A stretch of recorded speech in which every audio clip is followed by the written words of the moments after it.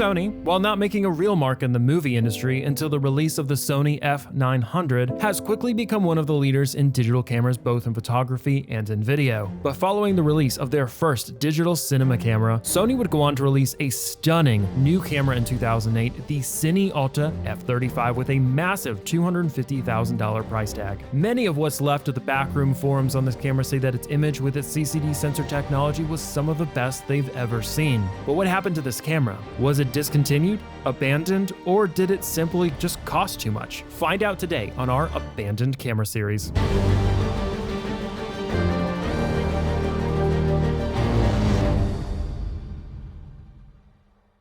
Been working with Sony for a long time now. Film schools are not about the technology, they're about telling stories. But in order to be able to work in the industry, you want to teach the kids about the future. Digital filmmaking is the future. It's more efficient, it's more cost effective, and the quality is far better. Following Sony's massive entry into the cinema world with Star Wars: Attack of the Clones and their partnership with George Lucas, Sony would ultimately secure the next Star Wars: Revenge of the Sith movie, while in 2003, George Lucas would cut ties with Panavision for this movie after some reports of issues with their lenses in Attack of the Clones. You see, Sony and Panavision in the 1990s had created DHD Incorporated, a joint venture between the two companies that aimed at developing digital cinema cameras and accessories. They had both been courted by George Lucas to make Star Wars: Attack of the Clones fully digital, and both worked to do so. But after the movie, Panavision would look to solve some of the issues it had in Attack of the Clones, and through its partnership with Sony would develop the Panavision Genesis in 2004. Around the same time though, Panavision would buy out Sony's stake in DHD, dissolving their partnership in this area. Though they both vowed to continue to work together in the future, George Lucas would go on to pick Sony's updated f950 camera to use in the Revenge of the Sith, using Fujinon E-series digital cinema lenses instead of Panavision lenses. As we go along in each picture, we are learning more and more of how to shoot with digital technology. And action. It gets better and better every time we go to shoot a picture. Working with film, you're shooting blind, so you're less likely to take extreme chances. But working with HD, when you can see pretty much what you're going to get, you can be much more accurate. So you can take more chances. You can, if you're going for a very high key look or a very moody look, you can push it to the edge, right to the edge before you drop off. Sony would continue their Cine Alta camera line of the f350 and the f900R in 2006, continually improving upon the original HDW f900 used in Attack of the Clones. Until, finally, in 2008, Sony would release two cameras, the f23 and one insanely expensive camera, the Sony f35.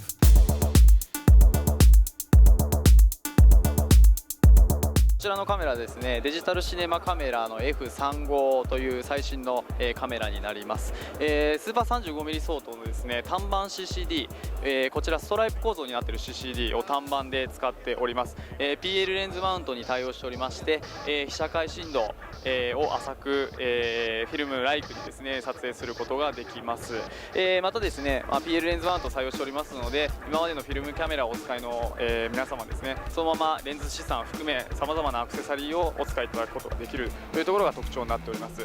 The Sony f35 was Sony's first digital Super 35 camera, featuring a Super 35mm CCD sensor and a PL lens mount, and touted 12 plus stops of dynamic range, and recorded to Sony's SR1, a RGB 444 digital recorder that would attach to the f35. And while this camera could only record 1920 by 1080 footage, the true sensor size was around 5.8K. And if you watched our Abandoned Camera series and these specs sound oddly familiar to you, it's because they are. In the last video on the Panavision Genesis, the camera featured almost identical specs. This is because the Genesis could be considered the early version of the f35 or the Panavized version of the f35, as its sensor was one that had been developed by Sony in partnership with Panavision. The difference here, about 4 years after the release of the Genesis, was the f35 used Sony's S-Log color space and was not limited to the 10-bit the Genesis camera was, and it also had more dynamic range, so improvements had been made on it.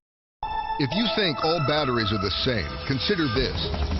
when a tornado tore through Holly, Colorado. What sets the F-35 apart, and what my opinion makes it truly the first video camera that helps film DPs come over to video, is the ability to use their lenses. You know, there's the PL mount, they can use the glass they're accustomed to, and offers the same depth of field as film. But no one can touch the latitude of this camera at about 13.5, 14 stops. It really blows away any of the other full-frame digital camera systems out there. With the push of a button, we can cycle through all the hypergamma curves, as well as the ability to drop the shutter to gain a stop in low light, and as well as some of the gains, which the camera handles very well. It was released by Sony with a $250,000 price tag, which is kind of insane considering how many of today's cameras seem to consistently keep getting more cost effective. I mean, even the brand new Alexa 35 camera is under $100,000.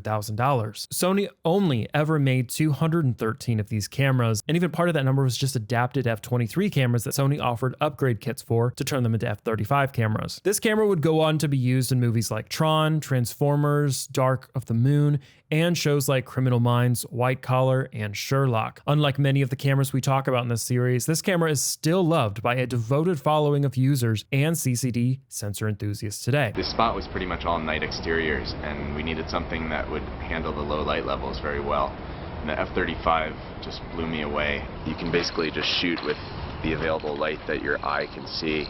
So when you go into a situation like this, you really don't need to add very much. Many believe that the image it produced is still one of the best, despite its use of defunct CCD sensor technology. We've briefly talked about CCD sensor technology on our video on the Aten Penelope Delta and how it works if you want to go more in depth on it. But for the F-35 with its single CCD sensor, it allowed a true RGB 444 to be sampled that was not gathered from other pixels nearby. The F-35 also utilized an RGB striped sensor, which effectively doubles the amount of color information that you capture with the camera. With a CCD sensor at this time, it also had the benefit of no fixed pattern noise, better dynamic range, and less issues with rolling shutter. All of this resulted in a very distinct look for this camera, and one that many believe may be some of the best Sony has ever created. This camera's real strength was that in its color reproduction. The Mauritania Railway, Backbone of the Sahara, is a short documentary that shows off the Sahara Desert with incredibly crafted shots. And I only really want to show off a few clips of this, as I really want you to go actually watch this full video for yourself, as not only does it show the strengths of the F-35, but also is a masterpiece in filmmaking. We've included that link in the description below.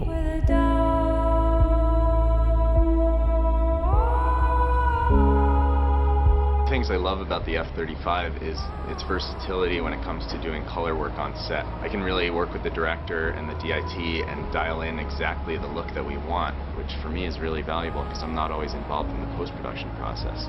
It handled the greens well, it had all the daylight, the greens were lush. You know, it was really incredible. The whole color rendition of the camera, the latitude, the sensitivity of the chip, and it's pretty amazing, and all the, you know, at the tip of your fingers.